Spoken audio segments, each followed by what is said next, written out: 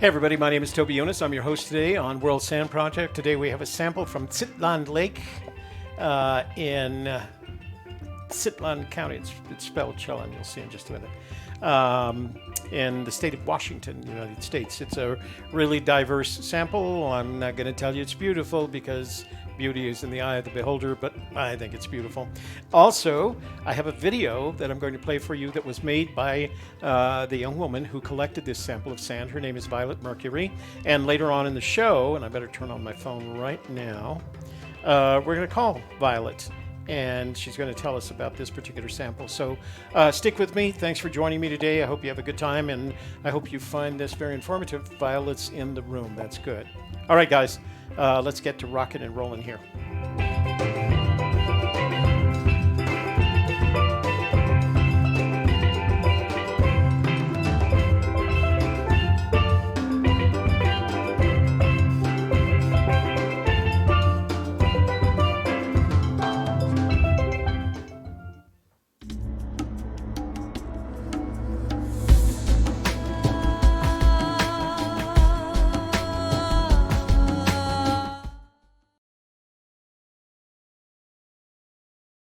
So I was trying to get to the right screen here. Just give me 1 second because I clicked the wrong button. Okay, so the first thing that I want to do is Violet Mercury, who's in the room, went through all the trouble of not only collecting this sample of sand, but she made a little video to go along with it's a 7-minute video. It's about 6 minutes and 57 seconds. And before I did anything else, I promised myself that I would play. She went through the effort of making this video and talking about the World Sand Project and kind of our mission and things like that. And it was so well done when all I asked her was if she would be willing to collect a sample of sand from Lake Chelan that I felt like I needed to share it with you guys. So I've asked her permission to show it on the World Sand Project. So I'm about to switch screens and I'll play it for you. And Violet, thank you for taking the time to produce this video for us. It really was very well done. Okay, so I'm going to change over to what's going to look like a black screen for you, but it's just the beginning of the video, all right? And then I'll play it. When we get back, I'll introduce you to the sample, and then sometime in there, I'll call Violet. She has provided me her phone number, and we will talk about this particular sample with her, all right? So here we go. Going over to window shot and her video.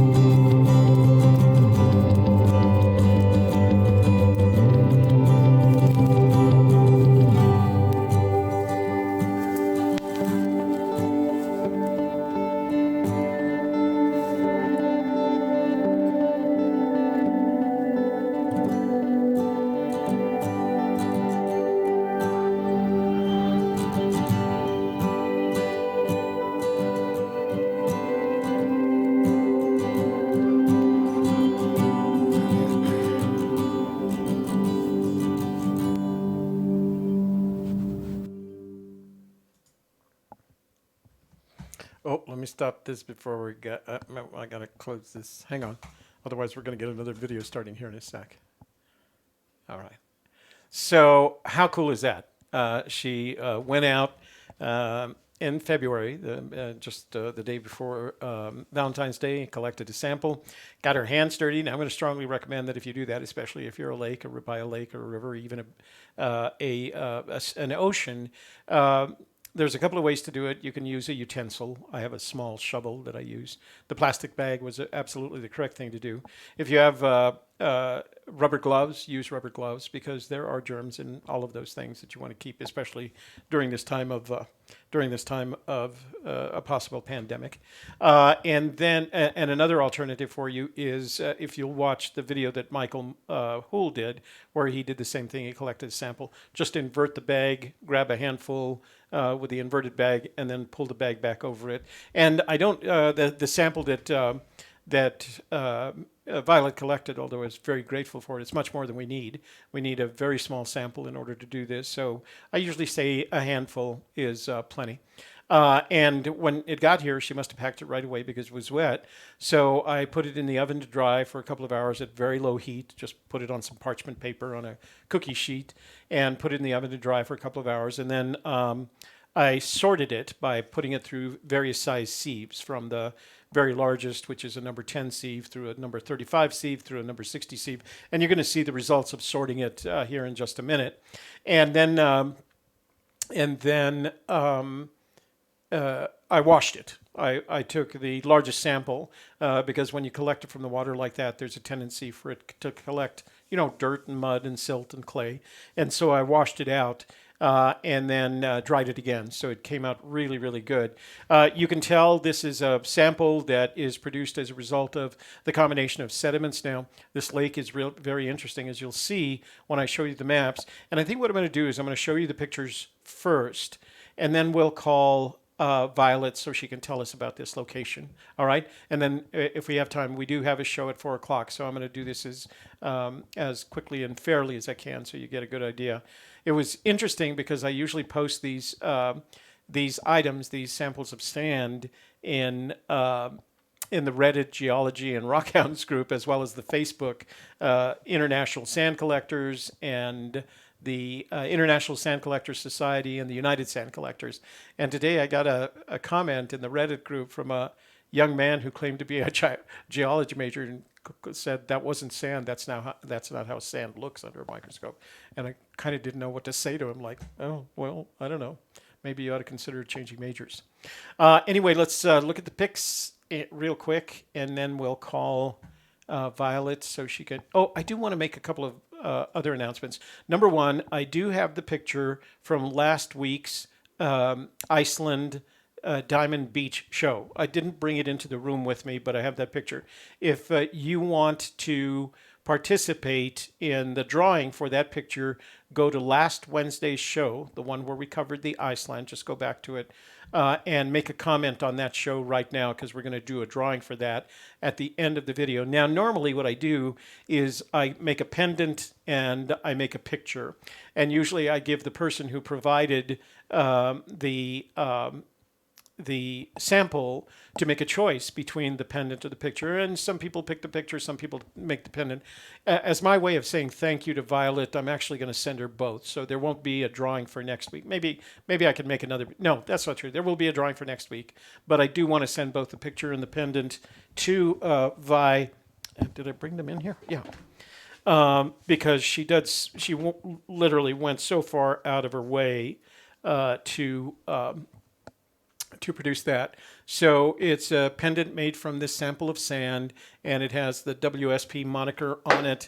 And then I also made a picture. So there was a lot of interesting material in this sand, and I'll show you where I took it from, including this really wild combination. Remember, these are sand grains, and this was the one that I posted to the Reddit geology group. And this young man, actually it was a Rockhounds group, and this young man who claimed to be a geology major says that is not what sand looks like under a microscope. So it was an interesting. I commented back, but he made the mistake of commenting again, so I don't want to get into one of those comment traps. So I'm going to give both the picture and the pendant to Violet as my way of saying thank you for going through the trouble of making that video. So let's go back to the screen, take a look where we're looking at. Here's my home. As usual, they always undersell the first image. I wonder why they do that. All right. So here's my little house in Bernalillo. We're up in Washington. This line right here that goes all the way down the coast, and some of these extensions here are all mountains that were produced by volcanic action rather than tectonic action. And I thought I might see some of that in here, but it turns out that the material off these tectonic mountains, including some still active volcanoes, washes down the west side and into the sea. And as a matter of fact, I think it's next week, we have a sample of beach sand, and it's black. And that's because it comes from the basalt that's produced by the volcanoes. As we get a closer look, you can see the lake. It's 50 plus mile length right here. That is one lake. It looks they should have called it Snake Lake, because that's what it looks like. Here's where it was collected. And again, the sand that we find on this beach down at the bottom, because there is a dam down here, is the combination of sediment that comes from from glacial effect, because there were glaciers covering it. As the glaciers receded, they left behind the sediment that ended up in the lake. And then the other thing is it gets washed out of these mountains right here, and it kind of ends up here. And that what you're going to see is it's very unprocessed. It's very angular, not very rounded. The lake, as was mentioned in Violet's notes, is I think it's the third deepest lake in the United States. At one point, it's about 1,500 feet at its deepest. Where she collected the sand is the lower basin, and it's about 400 feet in water. But below that 400 feet, there's 600 feet worth of sediment on top of the bedrock. And the sediment is the combination, it comes from the combination of the glacial remains, the glacial effect, as well as the washout that comes from the mountains. And that's likely what produces the sand that she collected. It's got a very light color to it, not quite tan. So there's the dam that she took a picture of, and it flows out into this river, and it's called the Chelan River, but it flows into another. There's a small town around it. This is Chelan County, Washington, and there is a town of Chelan, which I believe, I can't say for certain, but I believe that that's where Violet lives. So it looked like she walked down to the location. Close up, you can see it's very beachy looking. There's a marina with boat launch areas.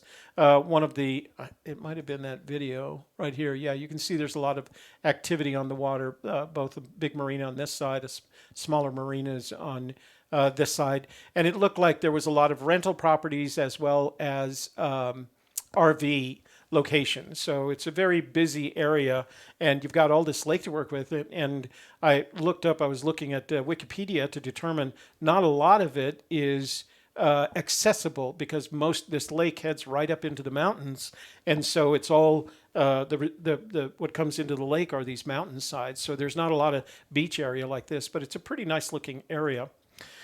This is one of the photographs. She sent me 3 of them, and they were all pretty much the same in a way.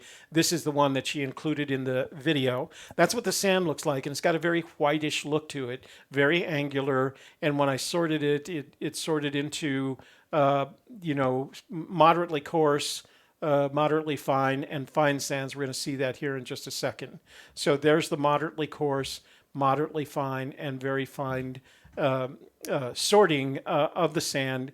They all had kind of the same look. You'll see a little bit in the smaller stuff here. You'll see a little bit of the more darker material. That's the basalt. You see less of it in the larger material, less basalt.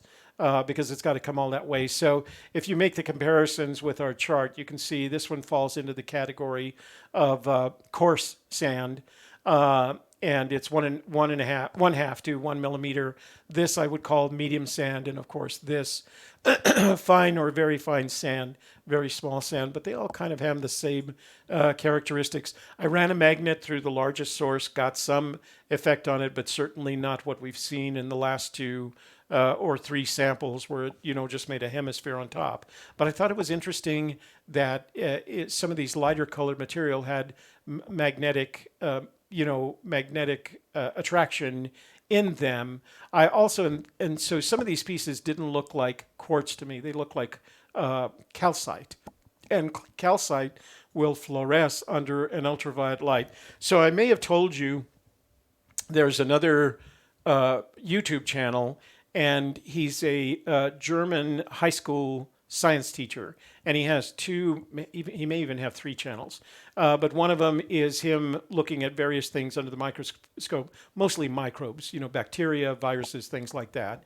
But he has another channel where he gives advice on how to use a microscope. And one of the things he suggested, and I may have said this last week, forgive me if I did, was to take some clear nail polish, coat one of your slides with it, and then pour some sand onto it and allow it to dry so that you get this one layer of sand on the one slide. So I tried it. And we'll look at it under the microscope to see if there's any benefit. I'm not going to use the polarizing microscope today because I just haven't figured out how to correct the problem. In the sample of sand that Violet sent me, there were several of these freshwater, I guess they're mussel shells. I'm not sure. Somebody would have to tell me that. I find these in the Rio Grande River a lot when I'm rock hounding rather than searching for sand. But there were several, and of course they sorted out as bigger than the 2 millimeters that we start seeing sand at. This is what the pendant looks like. It turned out to be a really pretty pendant, and you can see the coarseness of this particular sample as it basically washed down from the mountains, washed down to the lower basin, and then washed onto the shore. So it hasn't been processed, and what I mean by that, it hasn't been run, down a river and getting it all refined and smooth. It came right off the mountain, went down to the lower basin, the sedimentary area, and then right up onto the shore. So it's very angular, very coarse. So this is the wide angle sample, wide angle shot. You could see a lot of white material, some quartz, but there was material like this right here that looked different from the quartz. So I thought, well, maybe it's calcite.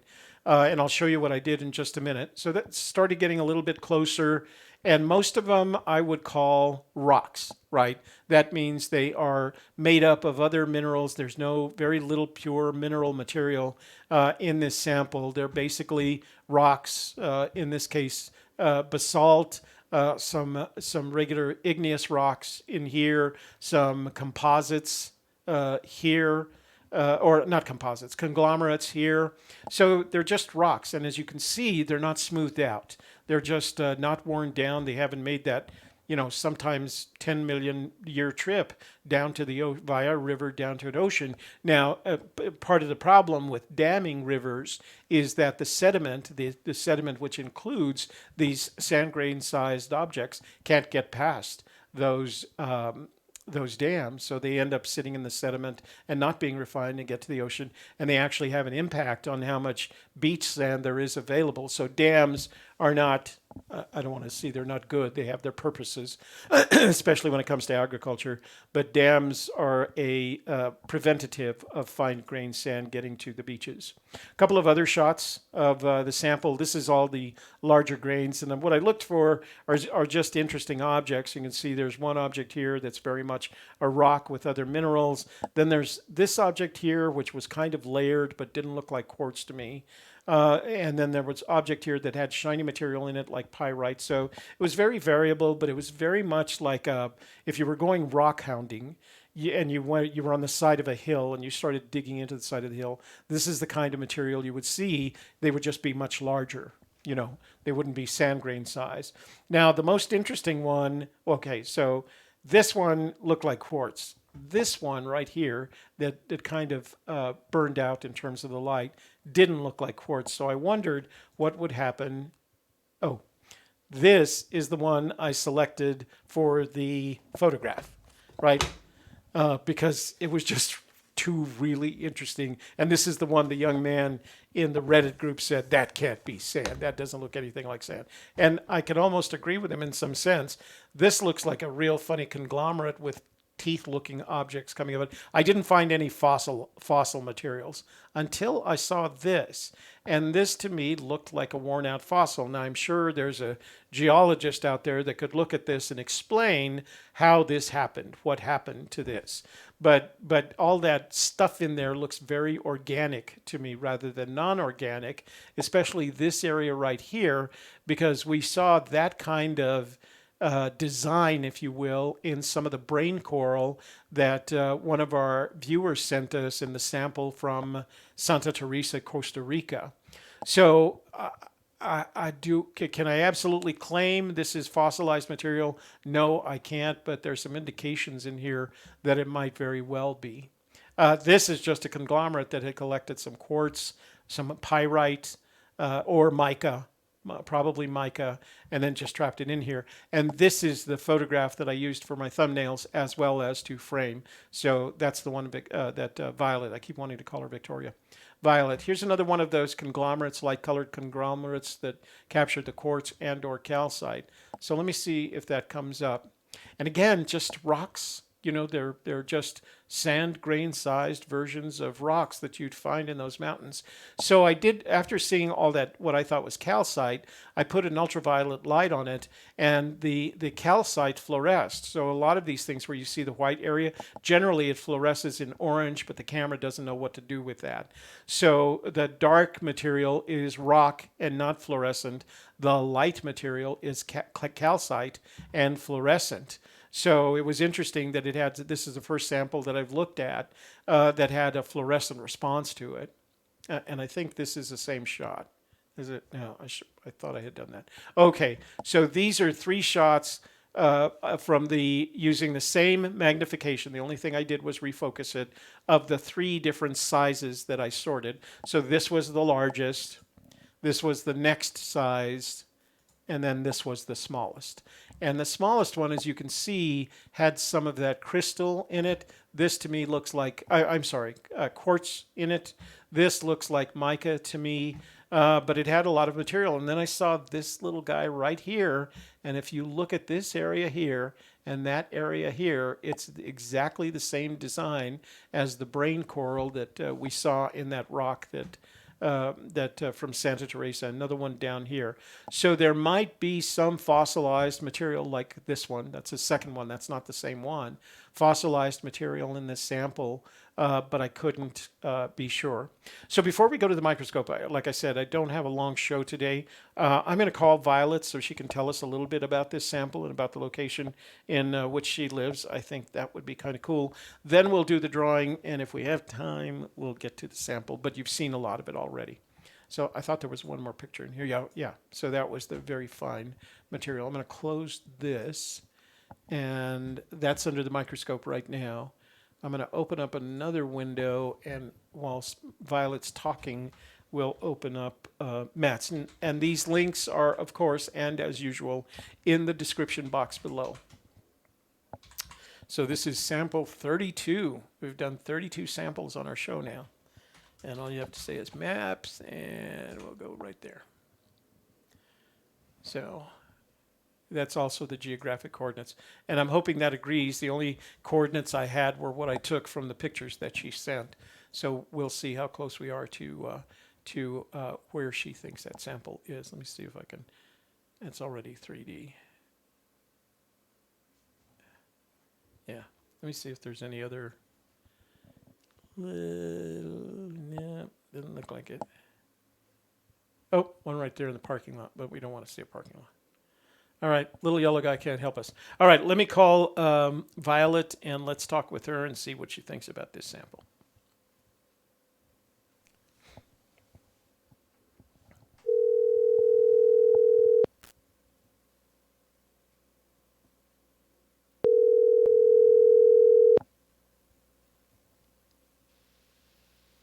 Hello. Hey, Violet, it's Toby with World Sand Project.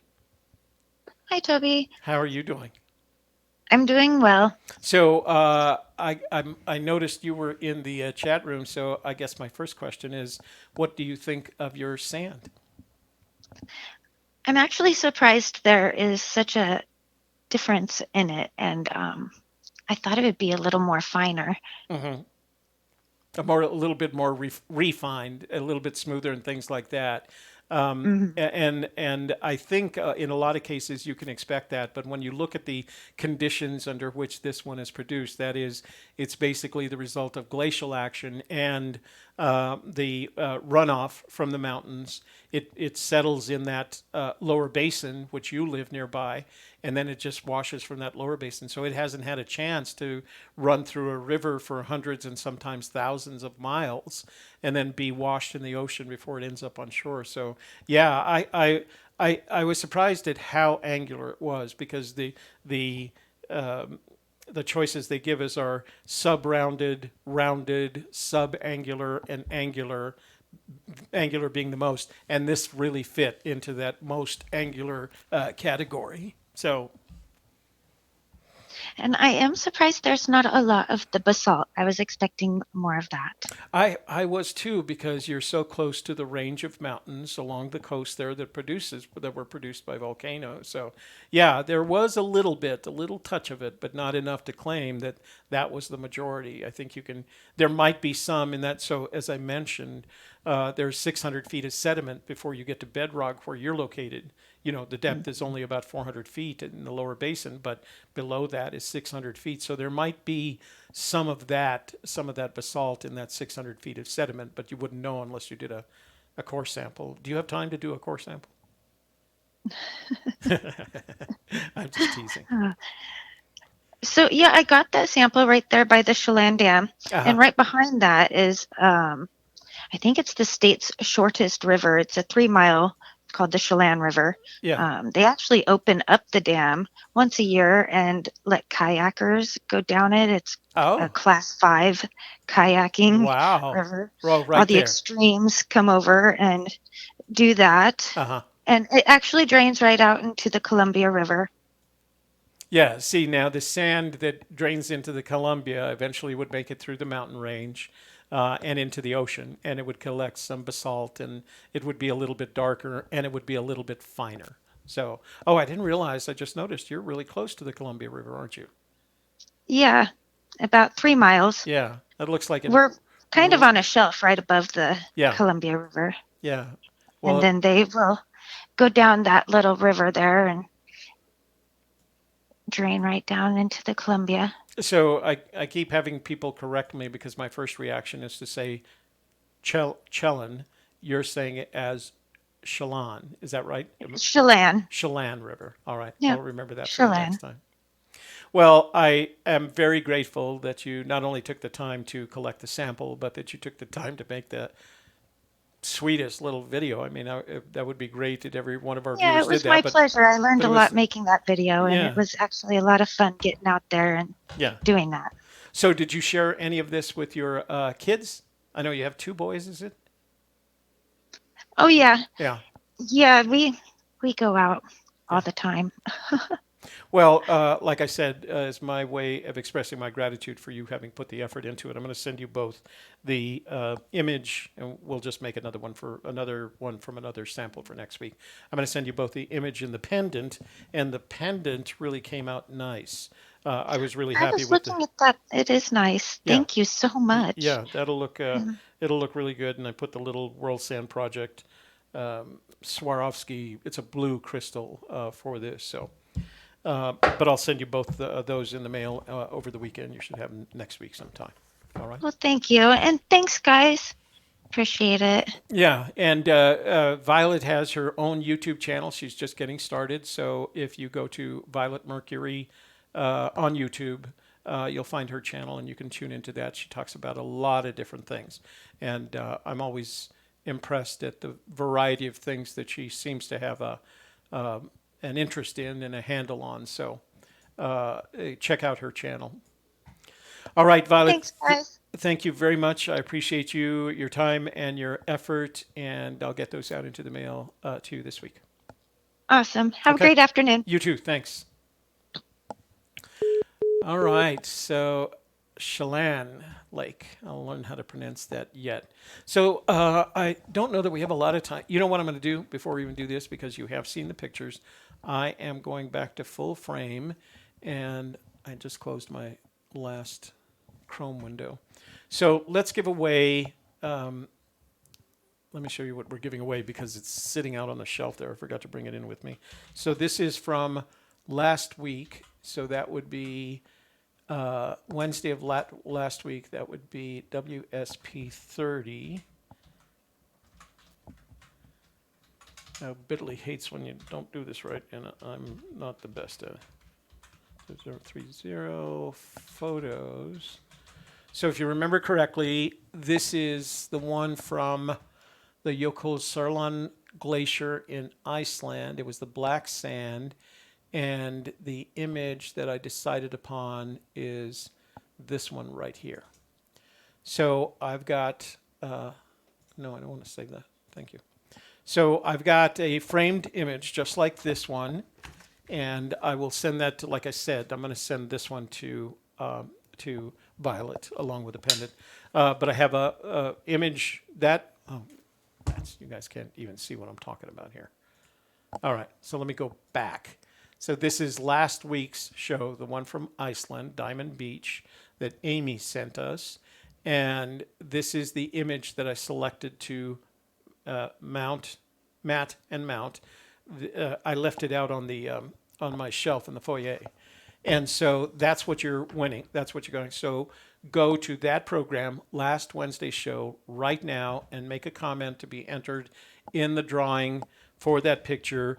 If you've won, my only kind of condition is if you've won before, I'd like to give this one to somebody new. All right. Amy selected the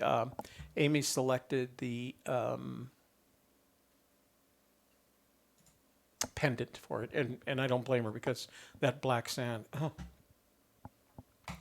So somewhere, guys, I'm in my business here, so just give me a second. Go to the World Sand Project, and we'll go to Video Manager, and we'll go to, oh, no, I don't want to use it, so I apparently have to sign out of this one. Hold on.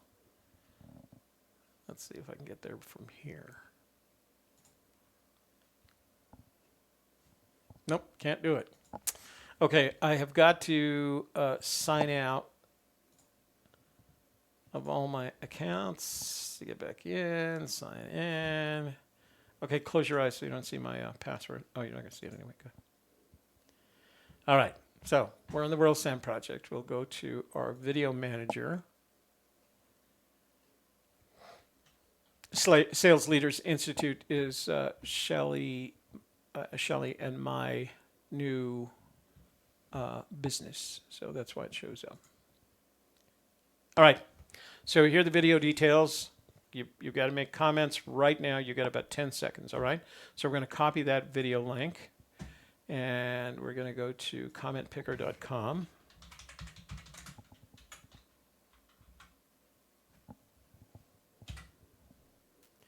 And we're going to go to the YouTube tools, and we're going to select random comment picker. And we're going to put that link in there. Let's see how many we got. 18 comments. So you got a real good chance of winning. So I'm going to try and pick a new one here. So don't be hurt if your name comes up and you've already won one of these. So I'll try to pick a new one. But after a while, we're just going to have, until we get a bigger audience, we're just going to have people. So let's do our picking right here. And the winner is Case Master. Okay, Case Master, that's a new name. So Case Master, you won a framed image of that. So here's what I'd like you to do. Oh, and Violet, I'd appreciate it if you do the same thing. Text me your shipping address to the number on the screen below me, right? 202-815-1171. Text me your your name and shipping address to 202-815-1171. And that's you, Case Master, if you're in the room, or in your case, Violet. Do I already have your address? Well, send it to me anyway, Violet, so I can ship these off this weekend. Okay? So I got about 5 minutes. Let's see if we can get into looking at the samples. And what I've done is I've lined up the 3 samples in a row. So I'm just going to run across them, right? So, and I did this. So I want to show you the scope. And so these are the 3 samples, and I'm just going to go straight across. That's the largest. That's the 2 millimeter. That's the medium sized, and it's kind of out of focus. Let me focus that. That's the medium sized, and that's the very fine. The last one is the very fine sized grains. So you can see the difference in grain size, but this one, the finest, has the most collection of quartz, but this is the one because it's you can start seeing some of that black material. That's the basalt that we missed in the larger sample. Quartz, basalt, a lot of different colors of rock, a lot of different combinations of rock, but just, as is a characteristic of this sample, very angular. It just hasn't worn down any in the geologic way. So let's go back to the big sample, the biggest one, and take a look at a couple of pieces closer up in there. And we'll zoom in. So there's, in this part of the sample, there is more basalt. That's what that black rock is. And you can't zoom in too far because these are pretty good sized little sand grains. I mean, they're the largest. They did filter out. Oops, I just put let me move these back onto my tray here. I did filter through. These are the ones that made it through the 2 millimeter. But when you look at this, so there's a couple of interesting things about all this. And I'm going to zoom in even further to this one because to me,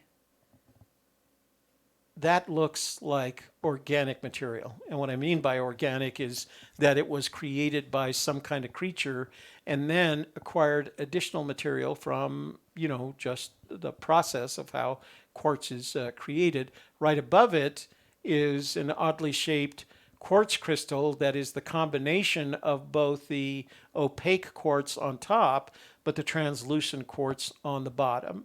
There was more redstone, more orange and red stuff material in this that I saw.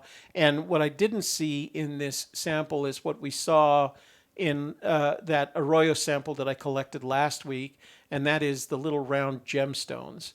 Now, that's definitely basaltic right there. So that came from one of the volcanoes on the mountains that lined the west coast, and this one flowed eastward into the area. It might have been part of a glacier. It could have been part of what was washed into the water, but that very definitely has that basaltic, that dark basaltic look and construction. Then, of course, because basalt contains all the minerals as well, and it just depends. It's got that little tiny tip of quartz right on the end. That's that's kind of embedded in that. So a good-looking, interesting sample. It was really worth it. And when I tell people that you will find an interesting sand sample something that you would never thought you would ever see in within 10 minutes of your home. And that could be in a dry riverbed. It could be in a pile of dirt that kind of sifted itself out into sand. So take a look at it. And if you feel like this is sand, silt, I remember I did a show on AGK and one of our viewers called in and said he made a video of his daughter picking up some of the quote sand unquote in Red Rock Canyon. Actually, it was in Calico Canyon, which is the neighboring canyon. And she picked it up and she wanted to know why he had her ask me why it was so fluffy, is the word she used. And what made it feel fluffy, of course, is that it wasn't sand. It had gotten past that granular stage where you can actually feel the grains between your fingers. And now it had just turned into silt. And that's what made it feel so fluffy to her. But I thought it was cute that she had a word to describe what she was experiencing there. All right, ladies and gentlemen, thank you very much for joining me today. I've got to get on to our 4 o'clock show on the softer side. It's another interesting show that Sally has prepared. Case Master and Violet, make sure you send me your name and shipping address. Well, Violet, of course, I have your name, your shipping address to the number right below me, 202-815-1171, so I can get these shipped out to you this weekend or early next week, depending. All right? And Case Master, I think you'll find that one image of the sand on Diamond Beach in Iceland. It's certainly, if nothing else, it's kind of a unique photograph, and you can explain to everybody that it's sand. So, again,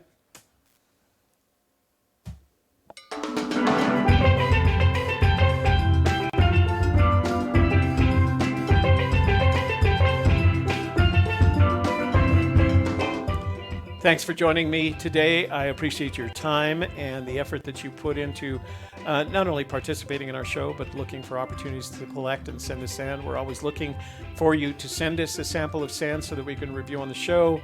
On Wednesdays, we'll do samples that we get from someone and we can identify, and we'll share either the image or the pendant with that individual.